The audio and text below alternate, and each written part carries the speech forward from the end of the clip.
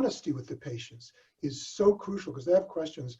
Someone mentioned, I think it was Des mentioned before about getting sued. We had a horrible case in our office of someone who was admitted to the hospital with CHF, congestive heart failure, and was on a respirator and was doing well, and then all of a sudden died. And it wasn't clear, and I got a call in the office, and it was the nurse from the ICU telling me what happened. And I said, okay, I'll call the family. She said, well, Dr. Baker, there's something else. The reason it happens, apparently they're working on weaning the patient, and the respiratory therapist accidentally mixed up the input and output tubes on the respirator, and killed the patient, essentially. Yeah. I called the family. I said, I need you to come in. I said, after I broke the news, but I need you to come in and talk to me this afternoon. And I sat them down and I said, I don't know how to tell you this. So I'm just going to tell you the truth. I'm going to tell you what happened. It's horrible. They ended up suing the hospital, the ICU doctors, the respirator manufacturer, the respiratory therapist, everybody down the line, except one person. That'd be you. So having those conversations, any type of hard conversation with a patient, it's so hard for us. I think we want to run away. We don't want to deal with it. We don't want to think about it.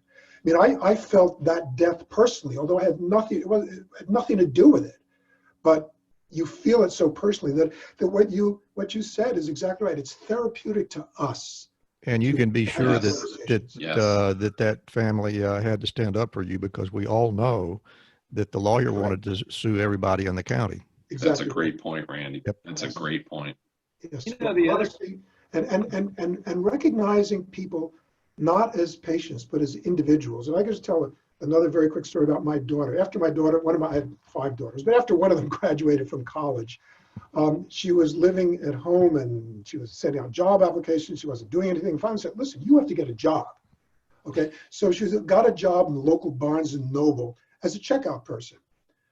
And after a couple of days, she came home and said, first of all, it was great for her to learn how hard she had to work to earn $8 an hour. That was very important. But also she said, people don't look at me. I mean, they act as if I'm not even there. And it gave her and me a renewed appreciation of how much people want to be recognized. Mm-hmm. And that's why those little tips about, hey, how's your son doing at college and so forth are so important. Anything that shows that we recognize people, as individuals, and not just another body coming through the door. And I know just from talking to everybody here, we all did that.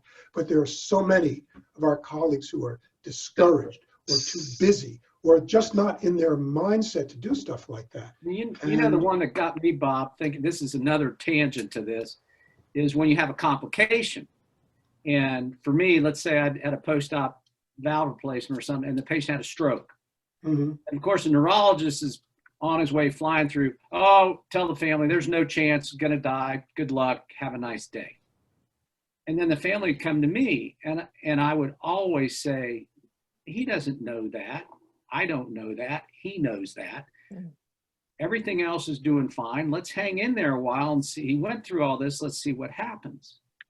And I would never steal their hope. And I would tell you that I would bet that at least half the time, maybe more, the patients would recover, or they might go to rehab, but they would recover from that event, whatever it might have been. And so I learned early on, never take away anybody's hope. Now you have to get, if with time passing it's hopeless, okay, you're honest with them.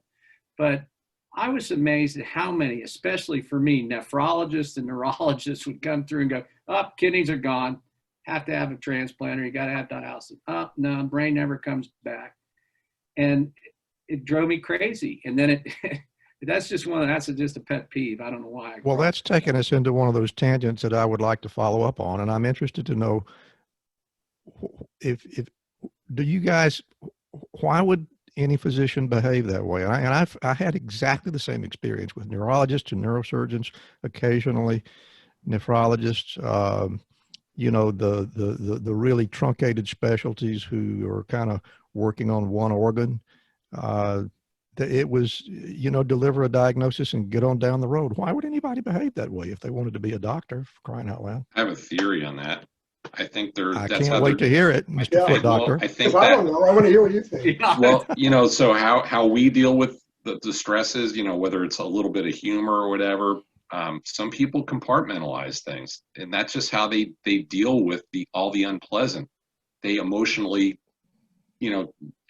divest themselves from that situation. As terrible as that sounds, they put themselves in that box. They are a technician at that point.